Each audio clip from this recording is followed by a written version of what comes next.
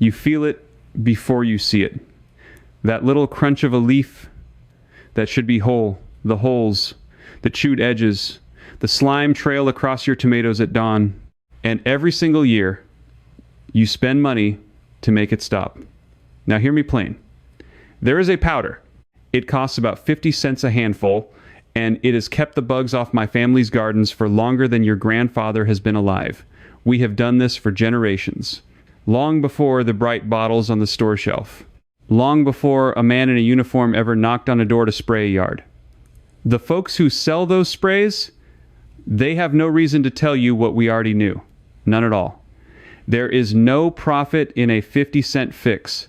So stay with me, because right around the middle of this, I am going to show you exactly how to coat an entire garden in a shield that bugs cannot cross for less than the price of a cup of coffee, the way my grandfather did it on our farm in Lancaster County.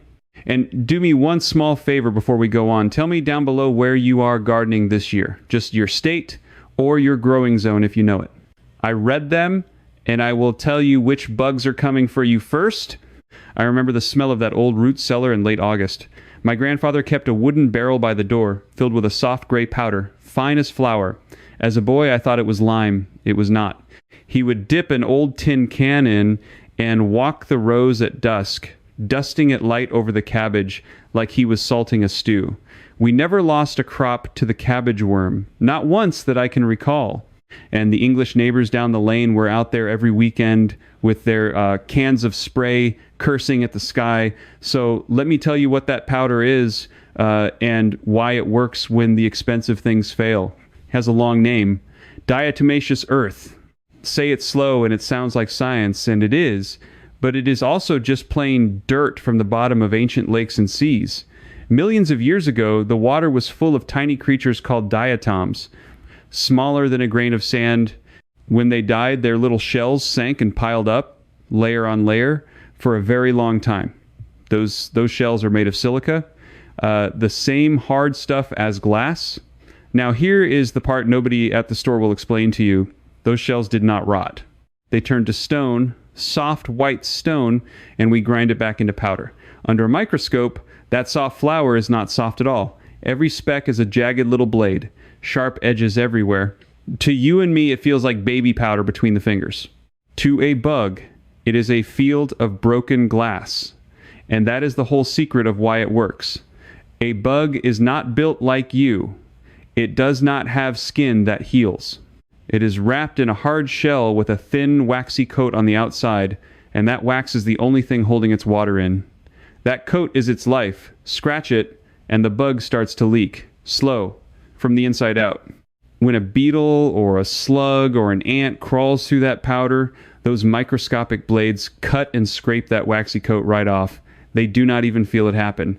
But the water inside them begins to escape into the dry air. Within a day, sometimes hours, that bug simply dries up. It is not poisoned, it is not burned, it just runs out of water and cannot get it back. Think about what that means. The bug cannot fight it. It cannot grow strong against it. You cannot build up a tolerance to losing your water. A spray, the bugs learn. Give them 10 years, and a chemical stops working because the strong ones survive and breed. This powder has been killing the same way for longer than men have walked the earth, and not one beetle has ever figured out how to be made of glass. Now, the science folks know this too, even if they are quiet about it. The researchers at land-grant universities have measured it. In controlled tests, food-grade diatomaceous earth has knocked down crawling insects, ant colonies, and grain pests at rates north of 80%, some studies pushing past 90% when it stays dry on the surface they cross. The University of Florida Extension recommends it by name for soft-bodied pests and crawling insects. Penn State, right there in my own country, lists it as a low-risk mechanical control. Mechanical. That is the word they use. It does not poison. It works by simple touch. My people did not need a study to know it. We just had the barrel by the cellar door, and the cabbage came in whole. But it is a fine thing when the outside world finally catches up to the plain way. Here is how you use it, so you do not waste it. Buy the food-grade kind, not the pool grade. The pool filter kind is treated with heat, and it is changed, and it is not for your garden or your animals. The bag says food grade right on it, and a big sack costs a few dollars and will last you 2 or 3 seasons. That is the 50 cents a handful I told you about. One bag outlasts a whole shelf of sprays. You want it dry, and you want it where the bugs walk. Wait for a calm evening with no rain coming. Take a handful or an old flour sifter or one of those squeeze bottles and dust a light coat right on the leaves where you see the damage, top and bottom of the leaf both, because that is where the soft ones hide and feed. Make a ring of it around the base of each plant, a circle on the soil, like a little moat. Slugs and cutworms have to cross that ring to reach the stem, and they will not make it. A light dusting, not a snowdrift. You should be able to just see the gray haze on the green. More is not better here. The bug only needs to touch it once. And here is the one thing the powder cannot beat. So I will tell you straight before you find out the hard way. Water, rain, heavy dew, your sprinkler. The moment that powder gets wet, the sharp edges fill with water and it stops cutting. It is harmless when it is wet. So you reapply after every good rain. That is the only chore. A dry coat works, a wet coat waits. Now you might be thinking, that is a lot of dusting after every storm, and you would be right to think it. That is the very problem my grandfather chewed on, and it is the door into the next thing I want to show you. Because there is a way around the rain, and almost nobody outside the plain community still does it. But first, you need to know who this powder is for and who it is not. It does not pick favorites among bugs. That is its strength and its warning. It will dry up a squash bug and a cucumber beetle and an aphid.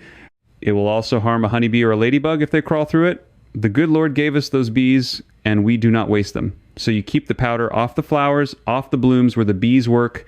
Dust the leaves and the stems and the soil, not the open blossom. And dust at dusk when the bees have gone home for the night and the air is still. By morning, it has settled and done its work, and the bees can come back to flowers you left clean for them. That is stewardship. Take what you need, harm what you must, and no more. For the soft-bodied pests, this is the finest thing I know. Aphids that cover a stem like gray fuzz, slugs that ribbon your hostas to lace, squash bugs that flatten a whole vine in a week, earwigs, cutworms that fell a seedling overnight like a tiny tree, ants marching a line up your fruit trees, farming aphids as they go.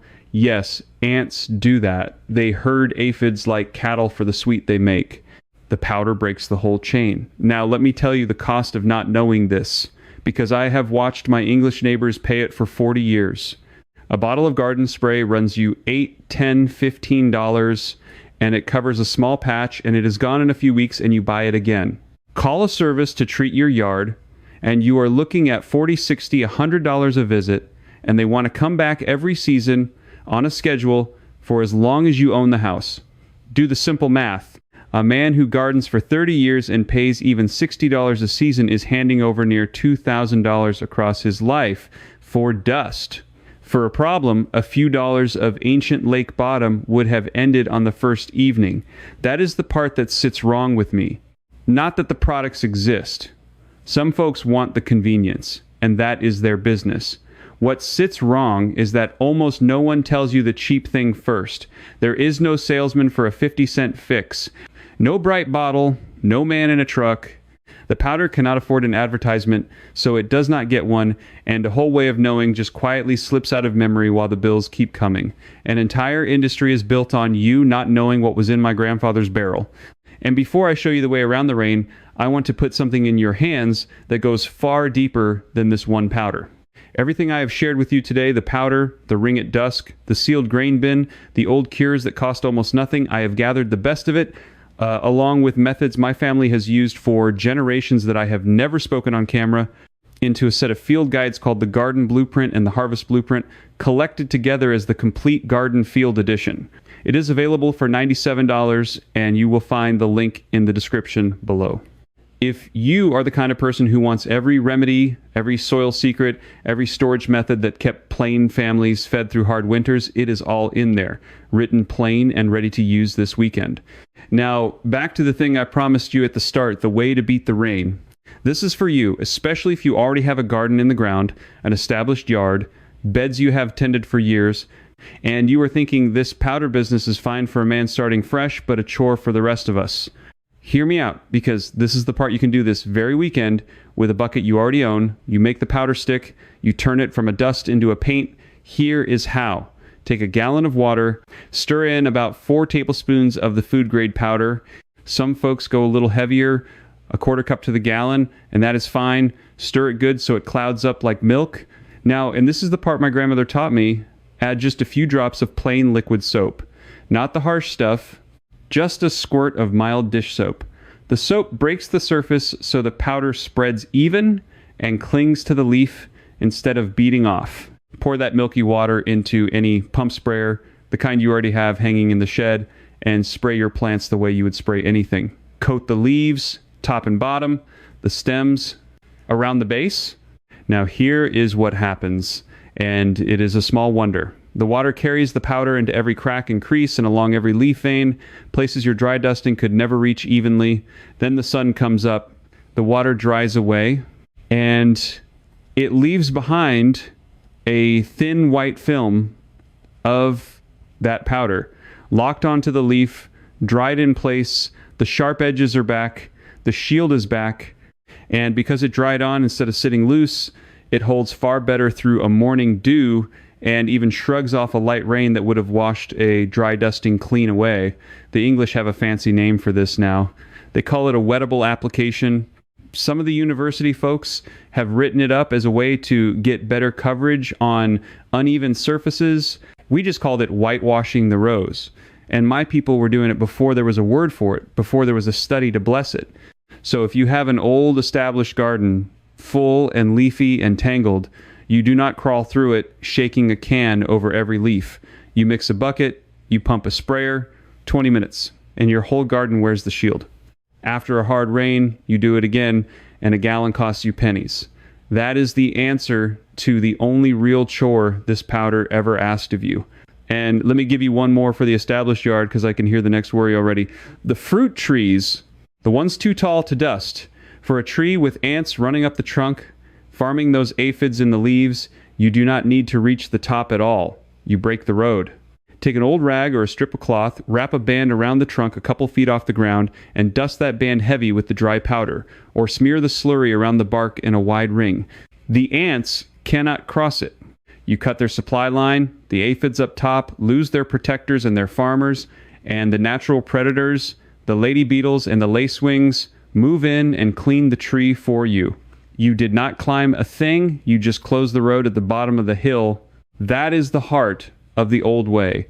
You do not fight every bug where it sits. You make the places they must cross deadly to them, and you let nature finish the work she always wanted to do. Now I have saved the best for last, the way my grandfather would have, because there is one more thing this powder does, and it is the thing almost no one alive remembers, and once you hear it, you will never look at that gray flower the same way. This part is not for your garden. It is for the seeds and the harvest you bring in from it. Long before there were freezers and vacuum bags and climate barns, my people had to keep grain and dry beans and seed corn through a long winter without a single pest getting in. You store a barrel of wheat or shelled corn, and weevils find it. Little beetles that bore into each kernel, lay their eggs, and turn your whole store to dust and webbing by spring. A family could lose the seed for next year's planting. That was not a small thing. That was the difference between a planting season and a hungry one. So here is what the old folks did and what the research folks confirmed only recently. You take that same food grade powder and you mix a small amount, just a handful, right into the dry grain or beans before you store them. Stir it through so every kernel wears a thin dust of it. Then you seal the bin. Now think about what you have made. A barrel where the very air the bug must crawl through is laced with broken glass. Any weevil that hatches, any beetle that finds its way in, has to move across those dusted kernels to feed and to breed, and the moment it does, it loses its water and dries up right there in the dark before it can ruin a single seed. And here is the credibility anchor I dug up for you, the science finally catching the old barrel. Stored grain studies, the kind run by agricultural researchers on protecting harvests, have measured food-grade diatomaceous earth-giving, near complete control of stored grain weevils and beetles, mortality up in the high 90s over the storage period, all without a single chemical fumigant. Because the grain stays bone dry in a sealed bin, the powder never gets wet, so it never stops working. It guards that seed all winter long, silent for pennies. When you are ready to eat the beans or plant the corn, you rinse them, or you just plant them dust and all, because food grade means exactly that. It will not harm you. Folks have eaten grain stored this way for as long as there have been barrels. That is the finale I promised. Not a product, not a trick, a whole forgotten way of keeping what you grow safe from the field to the supper table with the same 50-cent powder, working the same simple way. It scratches the waterproof coat off anything small and crawling, and it never tires and never expires and never teaches the bug a thing. The world did not lose this knowledge because it stopped working. It lost it because it became convenient to sell something else. The plain people just never stopped using what was already in the barrel by the cellar door. So let me leave you with the plain truth of it. You did not have a bug problem all these years. You had a knowledge problem. Something simple was quietly taken from you, not by force, but by being talked out of it, season after season, bottle after bottle, until you forgot there was ever another way, and it cost you real money year after year for a fix that was older and cheaper and kinder than anything on the shelf. But you have it back now. That is the thing about the old ways. They are never truly gone. They just wait in a barrel, in a memory, in a quiet neighbor willing to pass them on until somebody is ready to listen. And you are the kind of person who listens, the kind who would rather know how a thing works than be sold a thing that works for someone else's pocket. The kind who refuses to keep overpaying for what the good earth already gave us, free and ancient and sharp as glass. So here is what I ask of you.